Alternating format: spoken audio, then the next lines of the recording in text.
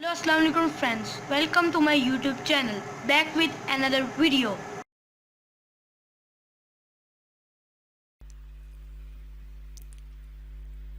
Students, आज का हमारा टॉपिक है एब्सोल्यूट और numerical value of N integer, यानी किसी इंटीजर की एब्सोल्यूट वैल्यू या न्यूमेरिकल वैल्यू क्या होती है। इंटीजर्स क्या होते हैं? ऐसे नंबर्स जिनमें जीरो आता हो, पॉजिटिव नंबर्स आते हो जैसे 1, 2, 3 एंड सो ऑन, और नेगेटिव नंबर्स आते हो जैसे -1, -2, -3 एंड सो ऑन। तो इन्हें हम कहते हैं कि ये इंटीजर्स हैं। आज हम देखते हैं कि इंटीजर्स की एब्सोल्यूट या न्यूमेरिकल वैल्यू से क्या मुराद है। अब स्टूडेंट्स, हम एब्सोल्यूट वैल्यू को समझने के लिए एक नंबर लाइन कंसीडर करेंगे। ये आपके सामने एक नंबर लाइन है जिसपे हम इंटीजर्स को इस तरह से अरेंज करते हैं कि उसके बिल्कुल मिडल में हम जीरो को रखते हैं, जीरो की राइट साइड पर पॉजिटिव नंबर्स और लेफ्ट साइड पर नेगेटिव नंबर्स को रखते हैं। अब एब्सोल्यूट वैल्यू किसी भी डिजिट का, किसी भी नंबर का जीरो से फासला होता है। जिस तरह से 3 जीरो से कितना दूर है? 3 स्टेप दूर है, ठीक है। 1, 2, 3, 3 स्टेप जीरो से दूर है, तो 3 की एब्सोल्यूट वैल्यू क्या होगी? 3 होगी। अब अगर आप -3 को देखें तो -3 जीरो से कितना दूर है? 1, 2, 3। इसका मतलब है कि -3 की एब्सोल्यूट वैल्यू भी 3 ही होगी। अब एब्सोल्यूट वैल्यू को हम किस तरह से लिखते हैं? जैसे अगर आपके पास हो -4, ठीक है, इसके आसपास अगर हम बार्स लगा दें तो हम कहते हैं कि हमने इसकी एब्सोल्यूट वैल्यू फाइंड आउट करनी है। तो ये जो बार्स हैं ये किसको शो करती हैं? एब्सोल्यूट वैल्यू को। अब देखिए -4 की एब्सोल्यूट वैल्यू क्या होगी? -4 का कितना फासला है जीरो से? 1, 2, 3, 4। -4 कितना दूर है? 4 स्टेप दूर है जीरो से, ठीक है। तो हम क्या कहेंगे कि -4 की एब्सोल्यूट वैल्यू क्या है? 4 है।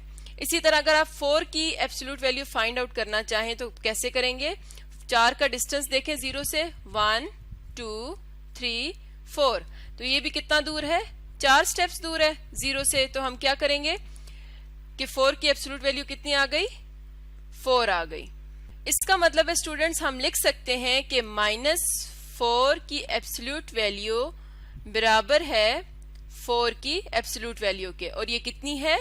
4 है, ठीक है। तो एब्सोल्यूट वैल्यू क्या हुई? किसी भी नंबर का नंबर लाइन पर जीरो से जो फासला होता है हम उसे एब्सोल्यूट वैल्यू कहते हैं।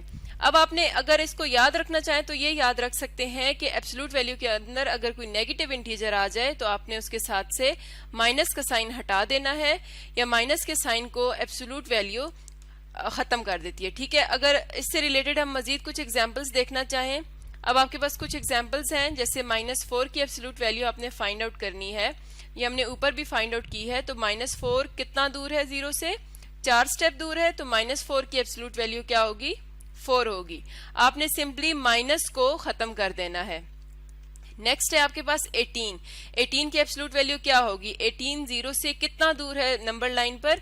18 स्टेप्स दूर है। इसका मतलब है 18 की एब्सोल्यूट वैल्यू भी 18 होगी, ठीक है।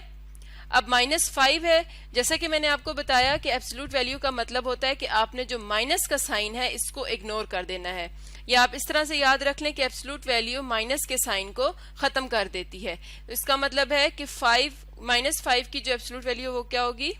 5 होगी। तो स्टूडेंट्स, आज हमने देखा कि एब्सोल्यूट वैल्यू किसी इंटीजर की क्या होती है और उसे किस तरह से फाइंड आउट करते हैं।